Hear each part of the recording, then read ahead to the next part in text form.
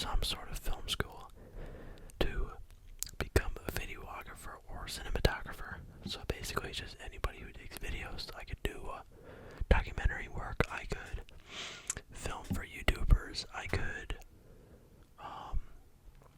work with Mr. Beast, I could do movies, TV commercials, anything. But, so, I made this purchase last summer because I knew I was going to get into this, so I kind of started saving up for it, and I bought it. I am still trying to get a lens for it. I know there's a lens on it right now. That's because Sony has the same lens mount for all of their lenses that they make in all their cameras. So you can use like an APS-C. You can use a smaller camera, APS-C lens on a full frame, which is what this guy is. My old camera was an APS-C sensor lens, not lens, camera. So it was a bit smaller than this, the sensor. So I'll show you. I hope this might make a good sound. Anyways, I'm gonna do this quickly. So this is kind of what the sensor looks like. You can just see it a little bit. That little thing right in here that is called the sensor. And this one is pretty big compared to, I'll show you in another video. It's at my mom's house currently. It is smaller than this one, so it lets in less light, and I could nerd out a bunch on why it's better, but anyways, so I made this purchase.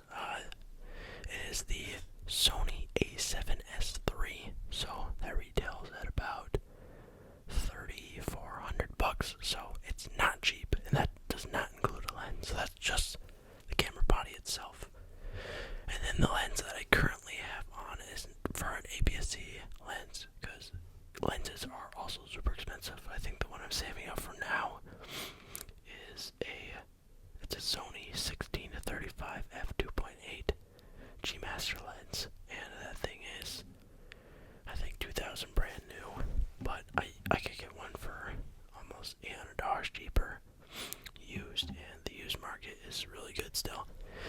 But on here currently I have the 18-105 f4 G Master lens. Still an amazing lens, but I do enjoy a little bit more of a shallow depth of field. So the f4 is like, it's called the f-stop, and that's basically what brings in more light to the sensor. So the lower the number, like an f2.8, the more shallow depth of field you're gonna get, but also the more light you're gonna let in, so it's good for anything dark. But this lens is still an amazing lens. Going on vacation, so this is basically gonna be the setup. So some amazing stuff. I can try to make some noises with it, or I can just ramble on about it, but let's see if she can make anything good.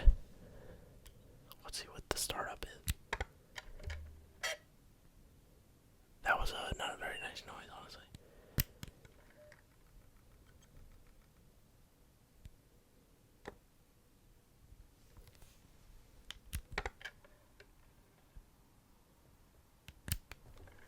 Alright, anyways, it doesn't make that good of noises.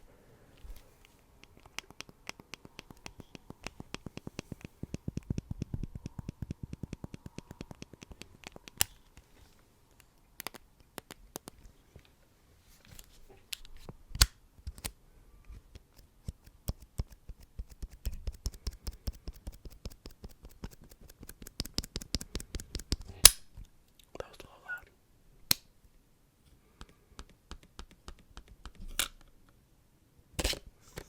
Battery. Boom.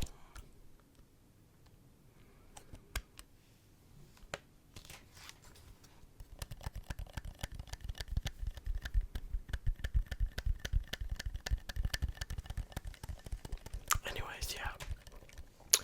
And then on this, I kind of have it's like a glow filter kind of thing. I'll see if I can get it, or you can kind of see it. So it has like a glow filter, so it basically takes it's like a diffuser for light. So if I like brighter light outside, it'll reflect off of like the person, but then when it hits the camera, it's gonna go through here and kind of soften up the light to give it like a more glowy, dreamy effect.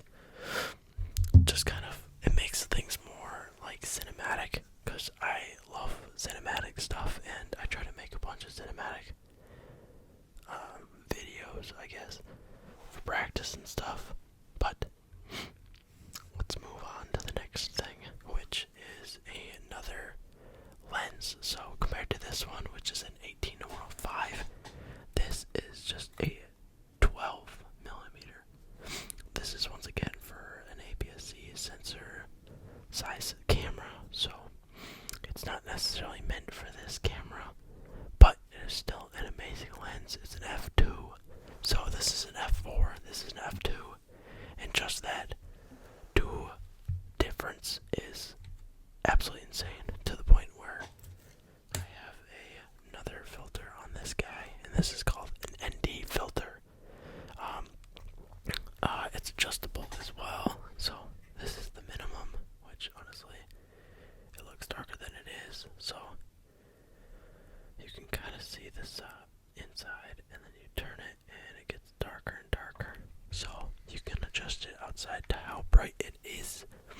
This lens is another amazing lens. It's a super wide lens, so this was kind of like my go-to for a while, because this one just isn't wide enough for, like, say, vlogging and stuff.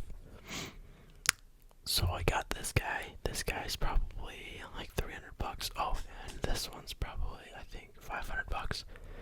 So $200 to $300, you can get one of these, and it is an amazing lens for like the price and stuff. Like, I got this thing brand new, and it wasn't even that expensive, and it just is amazing quality. It just looks really good, and you can get really close to the subject. Anyways, I used to use it. I use this thing all the time. I still use it all the time. So that is that. This is a I think it's Samyang 12 millimeter f2 lens. So if you want to get one of these guys, really good. Maybe in the future I'll do. Whoa, that was a weird noise. Anyways, maybe in the future I will do a kind of like a camera gear testing video, just to show all you guys. So if there is any of you out there that either just enjoy watching this kind of video, or you are trying to get into videography, I'll kind of, show you guys what each product is, and then I will test it and use it and show you guys footage from it. So if you guys want to end up buying it, you can. I think instead of going straight to this guy, we'll go to this microphone. This is I'm not even gonna try to just try not to say the name, because it's literally just like a bunch of letters and numbers put together. But this is a Sony microphone. It's one of their newer ones. It's not super old. It's about $250, brand new. And this thing is great for money.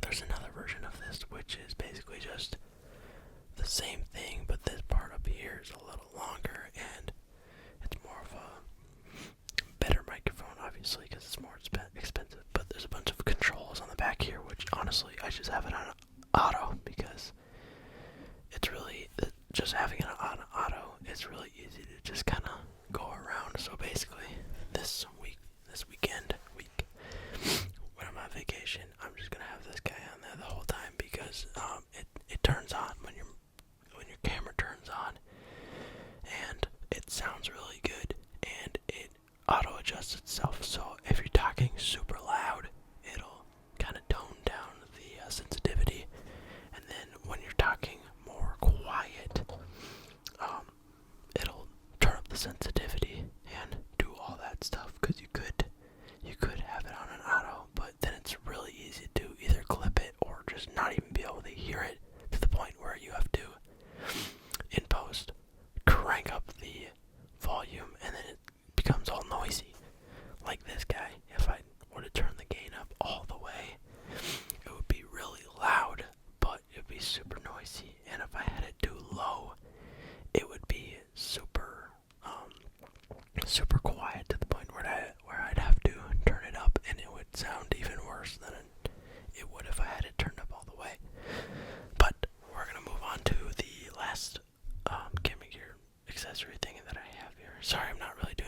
sounds. It's more of just like a talking video and me telling you what everything is. I thought I'd try something different because every video I've posted so far has been me making sounds. So we're trying a little bit like of a ramble and talking video. So this is the Insta360 X3. So this is the third version of it, I believe. There's a fourth that just came out. This is a 360 camera, meaning 360. It captures 360 video, which is still blows my mind that this is even possible. Knowing that this thing is like an inch thick, like I don't know, it stitches them together, but it somehow makes it look like it's just one continuous thing. But anyways, this thing is awesome. I haven't really had a chance to use it because I got it for Christmas. So this weekend when I'm in St. Martin, I'm going to put this thing to the test. I'm going to bring it underwater. Maybe I'll do a video when I come back, kind of just going over what all I did, and then maybe I'll throw in some footage of what I get with this guy and what I get with this guy, and then kind of just do like a voiceover of what all I did while on vacation. So this thing is great. It captures really good quality video for the size of it. I don't exactly know how expensive this thing is because I got it for Christmas. Sorry. But I think it's about $300 to $400. I could be wrong. But I think it's about the same price as a GoPro. So, this thing is great. 360 video, which is always super cool. You see all these videos recently of people using these 360 cameras to get pretty interesting angles. And I like to be creative with my shots that I make. So I've done videos where I take the suction cup and put it onto my car and then I go driving. Even though that is super scary, especially like with how much money I make, which is not much.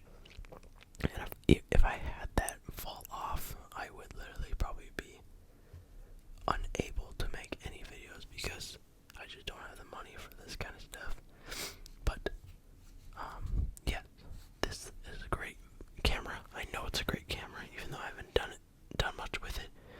Cause like basically any like more famous YouTuber that you probably watch, like Mr. Beast, any fishing stuff, any other videos, a lot of people use Insta360s. GoPro has a 360 camera as well, but this one seems to be better for 360 because they've been in the game a little longer. But that is basically my camera collection.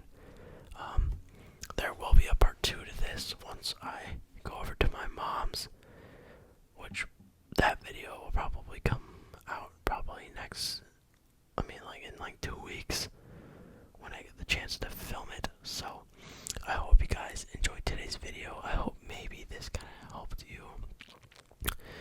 If you are looking for camera gear and you just don't know what to buy, but I hope you guys enjoyed today's video. Let me know in the comments down below what videos you want me to film, and I'll see you guys in the next one.